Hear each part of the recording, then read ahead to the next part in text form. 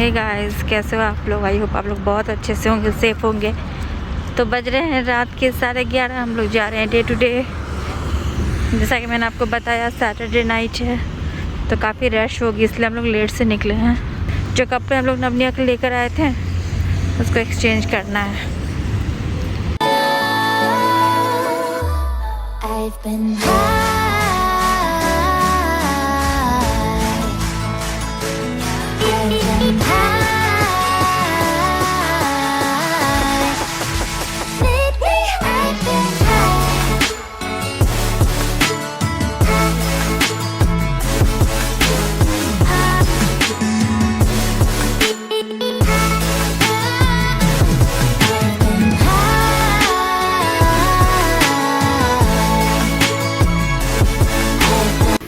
नवनिया वापस स्कूल जा रहे हैं, अपने पहले वाले school.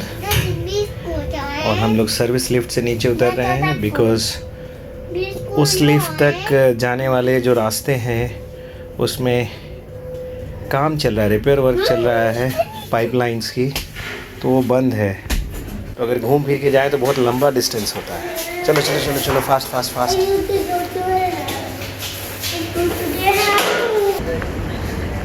Where do you want to go? Shopping. Shopping? You are just 4 years old and you want to go to shop? Look, there is a pigeon. 2 hours later. हाँ, scooter है। ना? तुम क्या खाओगी? तुम्हें क्या खिलाएंगे? Nia is very happy. Look, Nia got new auntie. लेकिन देख नहीं, वो शर्मा रही है एक्चुअली में। मम्मी की शक्ल की है ना? हाँ, वो शर्मा रही है और कुछ नहीं है। अब देख लीजिए। एक्चुअली हमें एक हमारी सब्सक्राइबर मिल गई हैं जो यहीं रहती हैं बगल में, और इनको मालूम था कि नवनिया यहाँ पढ़ते हैं और दे वर वेटिंग।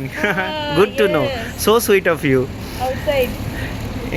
निया, yeah, so very nice. आपके साथ we will take a picture. Go. Just a moment now. Bad manner. Just a smile. Yes, please. Wow, very nice. Very nice. Yeah, good. So Nia is very cool. तो कैसा लग रहा है हमसे मिलके? Nia, बता दो. कैसा लग रहा है? Do you like auntie? Yes. Nia, say. Do you like auntie? She's been very seriously yes. निया, अभिनंदन, आभार करते रहे हमें प्यार, हमें तो रहता है आपसे मिलने का इंतजार। उम्मीद है सभी अच्छे होंगे, सेफ होंगे, कुशल होंगे। तो आज आपने जैसा कि अभी से पहले क्लिप पे देख लिया होगा, आज मैं नवनिया को लाने स्कूल से नहीं गई थी और आज ही हमारे एक सब्सक्राइबर वहां पे मिल गई, तो उन्होंने नवनिया को टोका, है ना?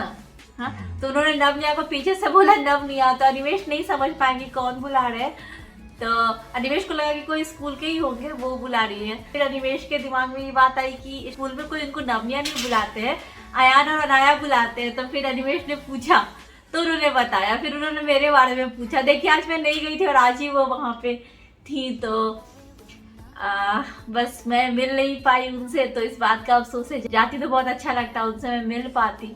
कोई नहीं, नजदीक ही रहती है वो, आप कभी भी मिल सकते हो उनसे। वो तो है। पता है क्या, बहुत अच्छा लगता है जब कोई ऐसे मिलते हैं, हमें बोलते हैं कि हम आपको जानते हैं, क्योंकि जैसे कि आप लोग मेरे बारे में जानते होंगे कि मैंने कभी भी रेगुलरली वीडियोस नहीं पोस्ट किया है। 6-6 महीने का गैप लेती थी, 1-1 साल का गैप ले लेती थी, तो इसीलिए मैं रेगुलर कभी भी नहीं थी यूट्यूब पे।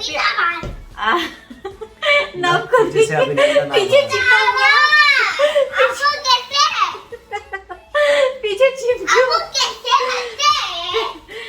फिर छिप गया। तो हैप्पी दिवाली। अभी हैप्पी न्यू ईयर आने वाला, तो हैप्पी दिवाली कहाँ हो ना, तुम पीछे चल रहे हो अभी। अभी क्रिसमस आ रहा है। हाँ, अभी क्रिसमस, हैप्पी न्यू ईयर सब आने वाला है। जैसा कि आप लोग देखते होंगे यूट्यूब पे मैं रेगुलर नहीं, अभी जाकर मैंने कुछ दिनों से रेगुलरली वीडियोस पोस्ट करना शुरू किया है। मेरे वीडियोस ऐसा भी नहीं कि बहुत लोग देखते हैं, बहुत कम लोग ही देखते हैं, जो रेगुलर व्यूअर्स है वही देखते हैं। और आजकल तो पता नहीं आप लोगों को मुझसे क्या नाराजगी हो गई है, हम लोगों से क्या गलती हो गई है मालूम नहीं। आजकल तो आप लोग वीडियोस भी नहीं देख रहे हो, पता नहीं शायद आप लोग उस टाइम में फ्री नहीं रहते हो जिस टाइम में मैं वीडियो पोस्ट करती हूँ, या फिर आप लोगों को नोटिफिकेशन नहीं जाते हैं। तो अगर नोटिफिकेशन नहीं जा रहे हैं तो सब्सक्राइब बटन के पास जो बेल आइकन है उसको प्लीज याद करके प्रेस कर दीजिए, ताकि जब भी मैं वीडियोस अपलोड करूँ तो तुरंत आपके पास नोटिफिकेशन जाए। तो इसीलिए उसको बिल्कुल याद से प्रेस कर दीजिएगा बेल आइकन को। हाँ, तो मैं क्या बता रही थी कि ये लोग तो देखते भी नहीं है, बट फिर भी अगर दुबई में मुझे ऐसे सब्सक्राइबर मिल जाते हैं ना जो बोलते हैं कि आपकी वीडियोस हमने देखा है, आपको पहचानते हैं, सबसे पहले तो मुझे नहीं, मेरी बात तो छोड़िए, नवनिया को पहचान जाते हैं ना, तो बहुत अच्छा फील होता है। वो खुशी मैं बोल के जाहिर नहीं कर सकती, वो एक्सप्रेस नहीं कर सकती, बट बहुत खुशी होती है। कल मैं तो आज उनसे नहीं मिल पाई बट जब इन्होंने मुझे बताया तो बहुत ज्यादा खुशी हुई। और आप कहाँ नीचे देख रहे हो? नीचे निया है गोद में। हाँ, ये नीचे देख रहे हैं क्योंकि नीचे निया गोद में सोई हुई है। सोने की कोशिश कर रही है। छोटी बेबी बनी हुई है निया। नव पता नहीं वहां से चिप के क्या कर रहा है। निया, नव को बुला कर लेकर आओ। तो जैसा कि आपने टाइटल में देख लिया होगा कि आज हम लोग क्या बात करने वाले हैं, तो हो सकता है कि इस टॉपिक पे बहुत लोगों का इंटरेस्ट नहीं हो, बट यकीन मानिए आज न कल आपको इंटरेस्ट हो ही जाएगा, क्योंकि जो स्कूल गोइंग गर्ल्स है, जो टीनेजर्स है, आज न कल आपकी शादी होगी, बच्चे होंगे, तो फ्यूचर में ये बातें आपको काम आएंगी। और जिन लोगों के बच्चे भी स्कूल जा रहे हैं तो उनको तो आइडिया होगा ही, उनके लिए तो खैर बात ही नहीं है, बट हम अपना एक्सपीरियंस शेयर कर रहे हैं यहाँ पर कि हमने किस किस पैरामीटर्स को ध्यान में रखकर नवनिया की पढ़ाई का आगे सोचा है, क्या कैसे, तो हम अपनी बातें शेयर कर रहे हैं, जस्ट अपना एक्सपीरियंस। तो बस यही है। नवनिया की स्कूल सिलेक्शन का सबसे पहला पैरामीटर जो है वो हमारे अनुभव के हिसाब से हमारा बजट है। फैमिली का जो बजट होता है वो है। ये बात तो सबसे इम्पोर्टेंट है। अगर आपका बजट ही नहीं रहेगा और आपकी बजट ही आपको अलाउ नहीं करेगी तो आप कैसे स्कूल डिसाइड कर सकते हो कि इस स्कूल में मेरा बच्चा जाएगा? आप आगे का कुछ सोच ही नहीं सकते हो। अगर आपके पास बजट नहीं है, अगर आपके पास पैसे नहीं है, तो उस हिसाब से आप प्लानिंग नहीं कर सकते हो ना। तो जो कहावत है ना, जितनी बड़ी चादर होती है उतना ही पैर फैलाना चाहिए, उतना ही पैर पसारना चाहिए। ऑब्वियसली अगर हमारा बजट ही नहीं अलाउ करेगा तो हम लोग स्कूलिंग क्या कुछ भी नहीं कर सकते हैं। तो सबसे पहली चीज है बजट। वो आप लोगों को मालूम है कि दुबई जो है वो एक्सपेंसिव है और 2 बच्चों को एक साथ पढ़ाना हमारे बजट के लिए हमको उस हिसाब से अफोर्ड करते हुए बजट में बिठाते हुए पढ़ाना था। तो वो भी एक पैरामीटर था। स्कूल्स तो और भी थे, काफ़ी महंगे थे, बट 2 बच्चों को एक साथ एक ही क्लास में उतनी फीस में अफोर्ड करना, वो फैमिली के बजट में फिट करके बिठाना, ये इम्पोर्टेंट था। तो पहला पैरामीटर यही था कि फैमिली का बजट। जो दूसरा पैरामीटर था स्कूल सेलेक्ट करने का वो था बच्चों का इंटरेस्ट। तो एक्चुअली में बच्चे भी बहुत छोटे हैं और आप भी जानते हैं कि इनका जो इंटरेस्ट है वो सही मायने में जब वो 7 या 8 साल के होंगे तब डेवलप होगा, तब इनका इंक्लिनेशन किसी चीज़ के प्रति दिखेगा। अभी तो इनका टाइम है एक्सप्लोर करने का, खेलने का, कूदने का, तो वो थोड़ा टाइम लगेगा अभी, इसलिए हमने अभी इंटरेस्ट पे इतना ध्यान नहीं दिया। हालांकि 3 से 4 साल के बीच में हमने ये एनालाइज किया है कि इनका जो इंटरेस्ट है वो कहीं कहीं डेवलप हो रहा है।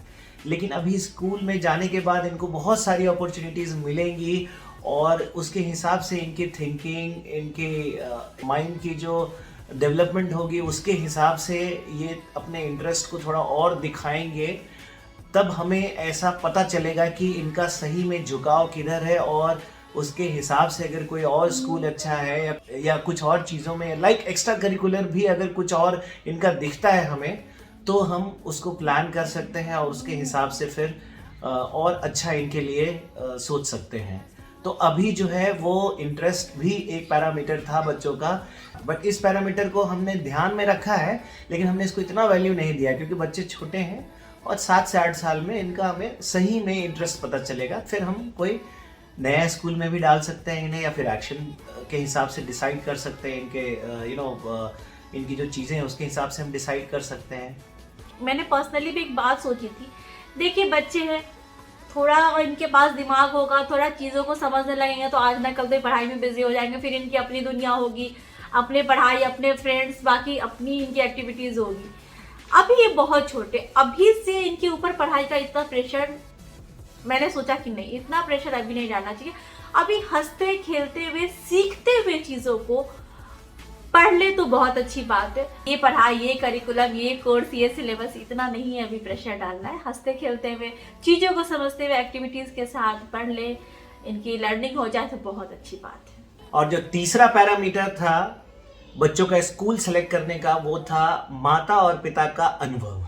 तो माता पिता का अनुभव भी बहुत ही ज़रूरी होता है। अभी हम अगर करिकुलम की बात करते हैं ना, तो कैसा है कि बच्चे तो अभी बहुत छोटे हैं, उनका इंटरेस्ट जानना है, जैसा हमने बताया ही उसके हिसाब से हम बाद में चेंज कर सकते हैं स्कूल। लेकिन अभी जो हमने ये करिकुलम चुना वो इसलिए चुना क्योंकि जैसा कि मैंने पहले बताया है कि मैंने काफ़ी कंट्रीज़ घूमी हैं और जितना मेरा करियर रहा है उसमें, और ये कंट्रीज़ जो है मैंने ऐसा नहीं कि घूमने के लिए या सिटी को एक्सप्लोर करने के लिए घूमा। मेरी मीटिंग्स हुआ करती थी जगह जगह पे, वहाँ पे मैं जाता था और मीटिंग करता था। तो कैसा है कि जो मीटिंग्स थी वो टॉप एग्जीक्यूटिव्स के साथ या मिडिल लेवल एग्जीक्यूटिव्स के साथ रहती थी। तो इनसे मिलकर इनसे जान पहचान बढ़ी। तो अगर आपको एक उदाहरण दूँ तो मैं अगर 200-300 टॉप एग्जीक्यूटिव से अगर मिला हूँ ना, तो उसमें से 80% का जो एजुकेशनल बैकग्राउंड था ना वो सेम था। मतलब सेम था यानी कि उनका बेस बहुत मजबूत था। मेरे कहने का मतलब है कि मैं जब भी मिलता था, उनसे बात करता था, तो इम्प्रेस हो जाता था कि भाई ऐसे कैसे हैं ये, क्या बात कर रहे हैं, मतलब इतनी थिंकिंग इनकी अच्छी कैसी है, इतना डिटेल में कैसे एनालिसिस कर रहे हैं, क्या बात कर रहे हैं, इतना तगड़ा मतलब सोचना, प्रेजेंट करना, एकदम जबरदस्त। और तब मुझे समझ में आता था कि नहीं भाई, ये सही में सीईओ या फिर वीपी, ग्लोबल वीपी, इनके पोजीशंस ये होल्ड करने के लायक है। तो इन सब का भी एक इफेक्ट पड़ता है जो मुझे समझ में आता है, क्योंकि मैं उस फील्ड से हूँ। इसीलिए जो कॉमन चीज़ें थी वो मैंने नोटिस की, और तब भी इसके बेसिस पे मैंने करिकुलम डिसाइड किया। मतलब इसके बेसिस पे तभी हमने करिकुलम डिसाइड किया। बट इसका मतलब ये नहीं है कि बाकी करिकुलम जो है वो किसी से नीचे होते। हो सकता है किसी को और कुछ सूट करता हो, बट मुझे ऐसा लगा कि थोड़ा सा बेस जो है वो डिफरेंट है, और जो कॉमन होता है वही देख रहा हूँ, जो कॉमन टॉप एग्जीक्यूटिव्स के दिखे। क्योंकि हमारा कोई ऐसा तो बैकग्राउंड है नहीं कि हम बहुत बड़े बिजनेसमैन हैं नॉल। पढ़ना ही है, ऊपर ही चढ़ना है, बड़ी कंपनीज में काम करना है, या फिर वैसा ही कुछ सिमिलर करना है। बड़ी कंपनीज में कुछ अच्छा पोजीशन मिल जाए तो बहुत अच्छी बात है। तो यही थोड़ा सोच के मैंने ये करिकुलम डिसाइड किया। बट आगे देखते हैं बच्चों का क्या इंटरेस्ट होता है, उसी के हिसाब से फिर चेंज कर लेंगे। बट अभी जो माता पिता का जो एक्सपीरियंस होता है ना, वो ही हमने कंसिडर किया है, और हमें बहुत ही मतलब हम दोनों को बहुत ही अच्छा एक्सपीरियंस मिला है। इनफैक्ट हम जब इटली में भी थे तो हम लोग मैक्सिमम टॉप एग्जीक्यूटिव से मिले हैं। कुछ लोग तो घर पे भी आए हैं अपनी फैमिली के साथ। तो बहुत अच्छा एक्सपीरियंस था, जो हम चाहते थे कि उसका अगर हमें कुछ एक्सपीरियंस मिला है तो हमें कुछ यूज़ करना चाहिए, और ये मुझे दिखा। तो इनके कहने का बेसिकली ये मतलब है कि जितने भी टॉप एग्जीक्यूटिव्स वगैरह से जब भी कभी ये मिले हैं, तो अगर इन्होंने उनके बारे में पता किया है या इनको जितना मालूम चला है, तो कहीं ना कहीं उनका जो एजुकेशनल बैकग्राउंड रहा है, उनकी जो पढ़ाई रही है, उनका करिकुलम रहा है, तो वो जैसा था या उन्होंने जैसे किया है, तो उनको जितना एक्सपोजर मिला या जितना कुछ वो सीख पाए। तो हम भी कोशिश करते हैं कि अगर देखिए, हम इतना तो सही बात है, इन्होंने जैसा कि बोला हम ऐसे बैकग्राउंड से है नहीं ना, हम लोग ऐसे कोई बिजनेसमैन है कि उस बिजनेस को चला रहे हैं, हमारा बच्चा भी उसी तरह उसको आगे लेकर जाएगा, ऐसा तो है नहीं। अच्छी से पढ़ाई कर ले, कहीं एक अच्छी जगह नौकरी लग जाए, यही सोचते हैं। फ्यूचर में क्या होगा किसी ने नहीं देखा है, बट एक सोचते हैं, हर मम्मी पापा चाहते हैं कि उनका बच्चा अच्छी पढ़ाई करे, अच्छी जगह जाए भविष्य में। हम रहे न रहे देखने के लिए, बट हमेशा यही सोचेंगे कि अच्छी जगह जाए। तो यही सोच के इनका जो एक्सपीरियंस रहा है, तो इनका भी ये है कि उन लोगों का जो बैकग्राउंड रहा है एजुकेशनल, उन लोगों ने कहीं ना कहीं उस करिकुलम में ही पढ़ाई किया है। तो लगभग 90% लोगों का। और मैं ये नहीं कहता कि ये सारे टॉप एग्जीक्यूटिव्स इंडियंस थे या इंडिया के थे, नहीं, ऐसा नहीं है। ये सारे टॉप एग्जीक्यूटिव्स डिफरेंट कंट्रीज के थे। जैसे यूरोप के डिफरेंट कंट्रीज हुए, यूएस, कनाडा, जिनके टच में मैं हूँ। तो ये सारे ऐसा नहीं कि सब इंडियंस हैं, बाहर के भी हैं, और कुछ इंडियंस भी हैं जो जिन्होंने बाहर से पढ़ाई की है, जिन्होंने यूके वगैरह से पढ़ाई की है। हाँ, तो उनकी बात ही है। हाँ, तो हायर स्टडीज जो होती है ना, वो इम्पोर्टेंट होती है, इसमें कोई डाउट नहीं है। लेकिन उसके लिए जो रास्ता तैयार होता है ना, वो भी एक इम्पोर्टेंट चीज़ होती है। तो मुझे ऐसा लगा, हमने जो एनालिसिस किया, जो मैं इनके साथ आके हमेशा डिस्कस करता था कि मैं आज इससे मिला, उससे मिला, ज़बरदस्त बात करने का तरीका, ज़बरदस्त प्रेजेंटेशन, ज़बरदस्त नॉलेज, मतलब तो उनका बैकग्राउंड ये था। जब हम लंच में मिले तो हमने बात किया, डिटेल में समझा।